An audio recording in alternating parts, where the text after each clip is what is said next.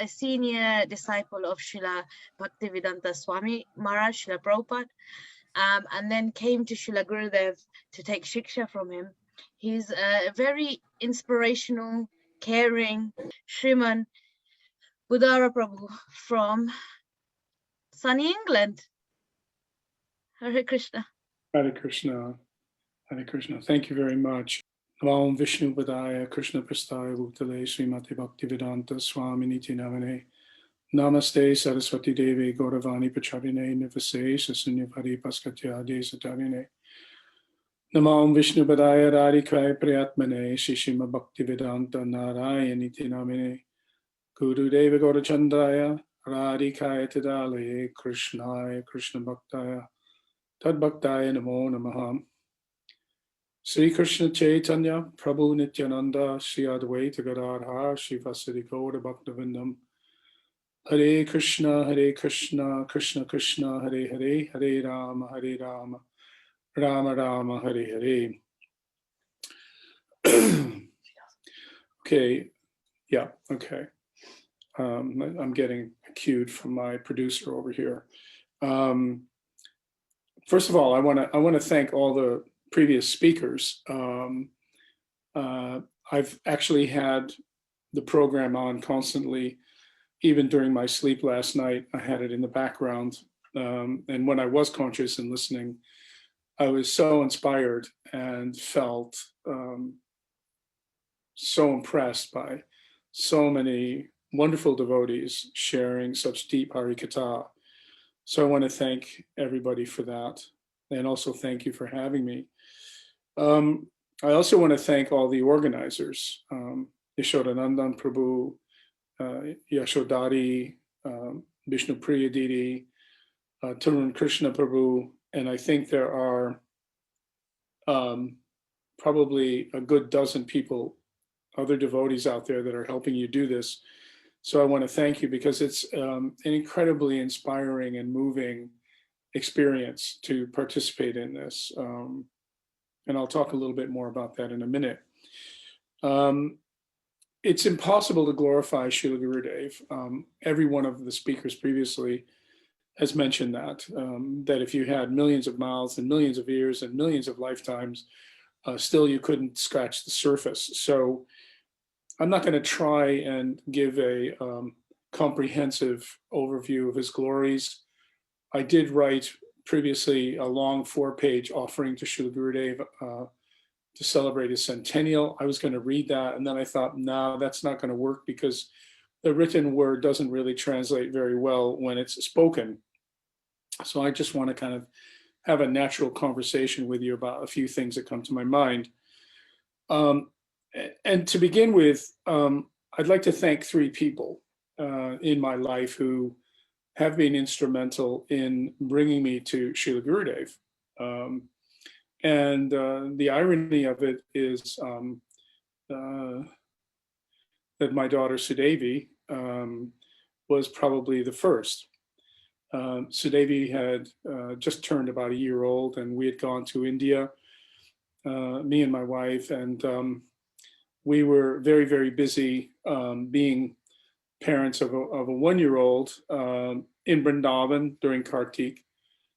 And we had gone on Bahalashtami to Radhakund for the appearance day of Radhakund, and we were there at midnight. And Sudevi was only 1 year old, but I took her and dunked her in the Radhakund 3 times, after which the following morning, her first word spoken was Radhe, Radhe, Radhe, Radhe. And there's a reason I'm telling you this story, because that night, we ended up having to get into a motor rickshaw in the middle of the night, because she had had an asthma attack. So we had to dash off to a rather ramshackle kind of simple hospital or clinic in Mathura to have her get a shot to stop her from suffocating. And so that was an inspiration for me to go and have darshan at the Gaudiya Math in Mathura. I had wanted always to go and take darshan of the murti of Gauranga that my Diksha Guru Srila Prabhupada had given or offered to Bhakti Pragyan Keshav Maharaj, and had in offering that also become part of the founding member of the Gaudiya Vedanta Samiti. So I went and I brought Sudevi along with us, and we were on the lookout for any kind of advanced devotee, advanced Vaishnava association that we could find. So the devotees there very kindly ushered us up, and we had a chance, and this is in 1998, I believe it was, to meet Srila Gurudeva. And we were brought into his room. It wasn't on the top floor at that time. It was one floor down, I believe. And we met him, and of all the things that happened in the 25 minutes or so that we were with him, the one thing that I really remember is that he said to me, how's your bhajan? And I looked at my wife, and she looked back at me, and we had thought about the events of the last few days, and we said to him, well, it's as good as it can be given the situation. And he was very, very kind to us, and we asked him for his blessings. And that was the very first meeting I had with him without really understanding who he was. So if you fast forward to about 1993, so about 4 or 5 years later, Brajanath Prabhu called me up. I was living in England at the time, and Brajanath Prabhu called me up from Holland. And back then, I was a lot more passionate about using astrology to figure everything out in my life and everything out that was going on around me. So when he called, I made some charts, and I looked at the charts, and I said, oh, that's interesting. I can see that you've just gone to India and that you've taken initiation from or you've made contact with a bona fide guru who probably has a heart problem. And so at the time, Brajanath Prabhu was the temple president of Amsterdam. And he said, oh, please don't tell anybody. But he said, it's true. And he talked a little bit about Maharaj, Narayan Maharaj. And that was the second time I made any kind of contact with Srila Gurudeva. So in one way, I have my daughter Sudevi to thank for putting me in touch with Srila Gurudeva. And secondly, and in a big way, of course, Brajanath Prabhu, who later played an even bigger role in bringing me to Gurudeva and bringing all of us in many ways to Srila Gurudeva. He played such an instrumental role in that. And then if you fast forward from 1993 to about 1995, there was one devotee, I think his name was Narada Muni at the time, and he was, I was looking for a place to have darshan of Vrinda Devi rather, and I was asking around where can I go because I didn't have time to go out to Vrindakund. And they said, oh, go to this temple over here on the backside of Sevakunj. So I went in and I had darshan of the deities and was quite taken by the beauty of the deities. And there's my friend Narada Muni, who eventually became Nanda Kishore, and then who eventually became Sripad Bhaktivedanta Chidandi Maharaj. And I said, whose place is this? And he said, oh, this is Narayan Maharaj's mutt. And I, still being rather ignorant, said, well, who's Narayan Maharaj? Who is he really? And I didn't actually connect that I had already previously met Maharaj. And he told me all about him, how he had officiated at Srila Prabhupada's Samadhi ceremony. And he says, he's thinking of coming to the West. And I said, oh, well, that's great. Well, if he comes to the West, I gave Maharaj my business card and I said, let him come and stay with us. We'd be happy to host him and look after him.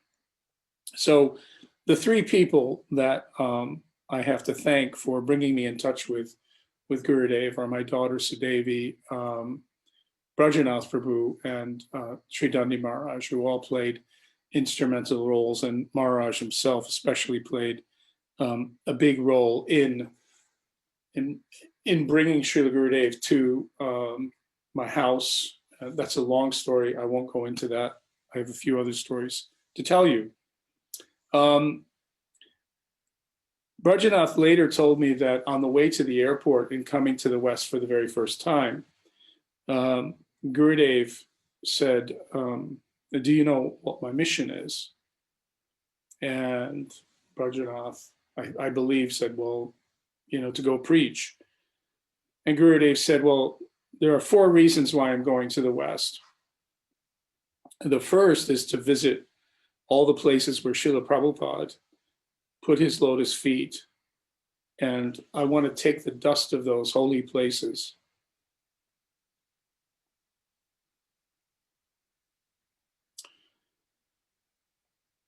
and smear them all over my body. Because he said that without the mercy of Srila Prabhupada, nobody can preach, especially in the West. Nobody can preach in the West. Impossible to preach in the West, he said. He said the other reason that he wanted to go to the West was because he wanted to help those devotees who were weak in their bhajan. And he wanted to bring them a special mercy to help them revive their spiritual lives. And of course, we now know in so much detail what that special mercy is. All the previous speakers and speakers to come, no doubt, will expound on that in great detail. So he wanted to help people like me and my God brothers, encourage us in the cultivation of our bhakti.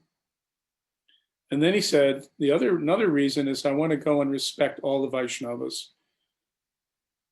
large and small, far and wide, who are engaged in the service of Srila Prabhupada and who are engaged in the practice of bhakti. And then he said one more thing. And he said the 4th thing, and there's a lot in this statement, he said, I want to laugh a lot. And that 4th point was something that was a cause for all of us to really fall in love with Gurudev. Because he was always jovial and up for a joke and laughing. I could go off on so many tangents. For some reason, I'm thinking of the Mohan brothers who used to horse around with Srila Gurudev and cause him to laugh. But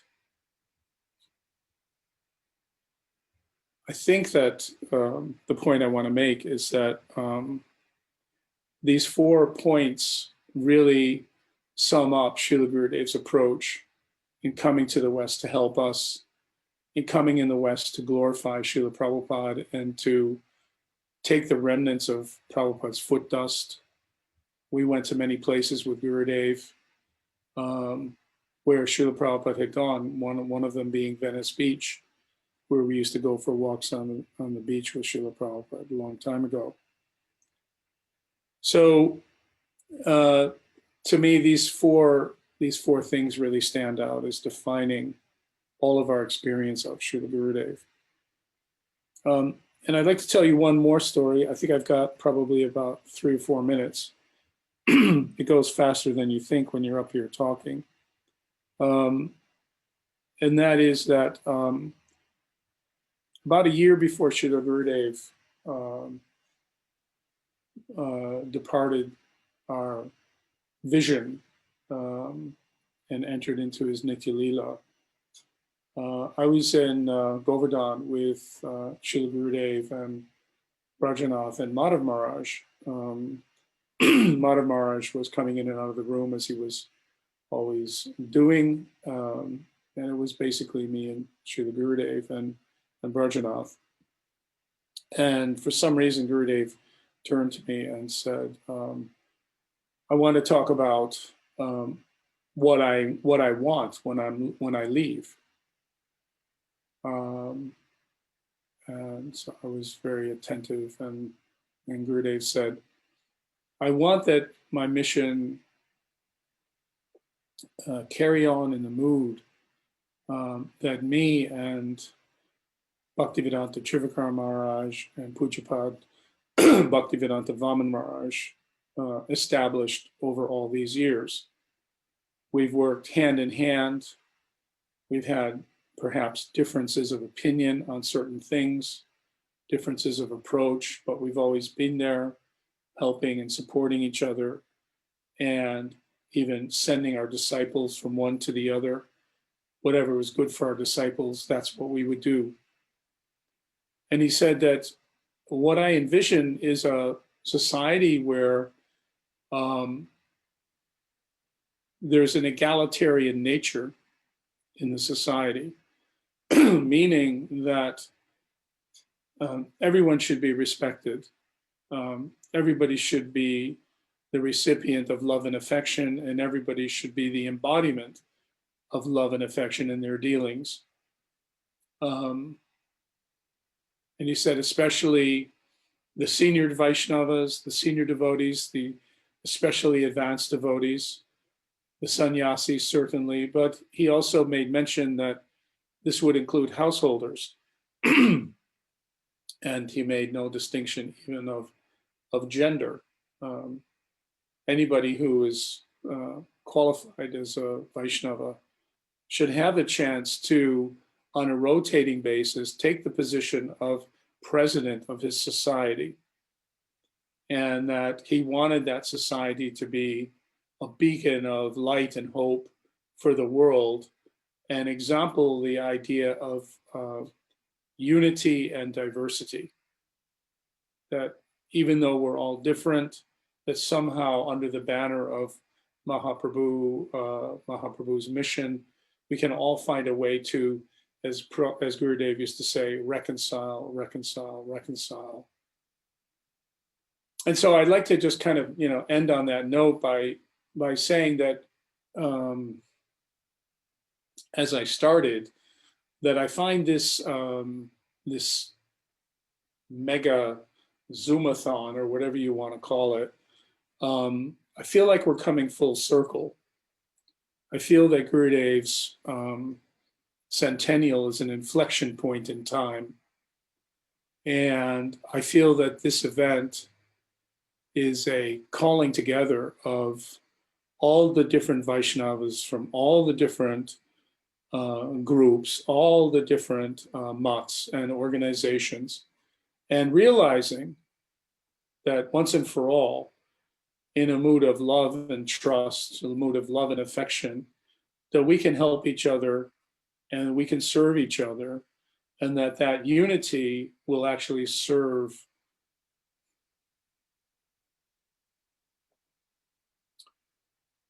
pretty broken world. So I want to applaud all of you. I really see that mood manifesting. I see that you're manifesting Gurudev's desire in the way in which you're coming together, hearing Harikatha, supporting each other, loving each other, even though we're separated by space and we can't be with each other and have kirtan or smell nice preparations made with ghee. I am a vegan for some of you out there.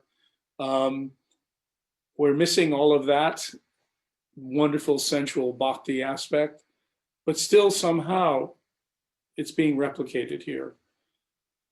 So on that note, I want to thank you very much for having me speak, and I look forward to listening to everybody in the next many hours. I don't know how many hours we have left, but I think we're going until when tomorrow night, something like that, late tomorrow night.